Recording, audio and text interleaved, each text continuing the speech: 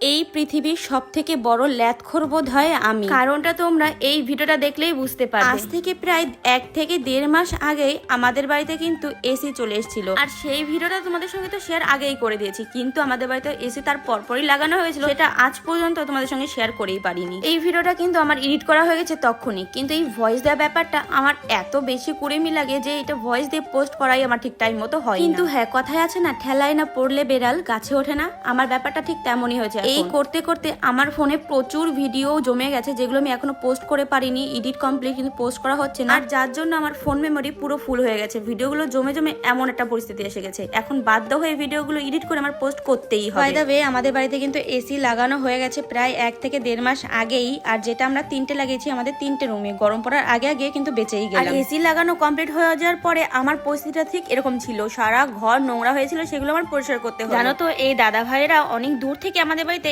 AC লাগাতে এসেছিল, অনেক রাত হয়ে গেছিল কিন্তু কাজ করতে করতে, তাও কিন্তু দাদা ভাইরা একভাবে কাজ করেই যাচ্ছিল। বাই দ্য ওয়ে, আমাদের কিন্তু এসি লাগানো কমপ্লিট, আমরা কিন্তু এবার গরমে খুব শান্তিতে একটু ঘুম দিতে পারবো। আগের বছর গরমে কিন্তু খুবই কষ্ট পেয়েছি, যেহেতু ওপরে তলা প্রচন্ড গরম। আর হ্যাঁ, সেই দিনকে কিন্তু ছিল চকলেট ডে, তাহলে তোমরা ভাবতেই পারছো কতদিন আগের ভিডিও। যাই হোক, তোমার দাদা ভাই আমার জন্য চকলেট নিয়ে এসেছিল, সেটা দেখে তো আমি পুরো অবাকই হয়ে গেছিলাম। যাই হোক, তোমাদের চকলেট ডেটা কেমন কেটেছিল আমাকে কিন্তু অবশ্যই জানিও। তো চলো, আজকের ভিডিওটা এই অবধি। সবাই ভালো থেকো, সুস্থ থেকো, আবারও চলে আসবো কোনোটা নতুন ভিডিও নিয়ে। সবাইকে টাটা, বাই বাই।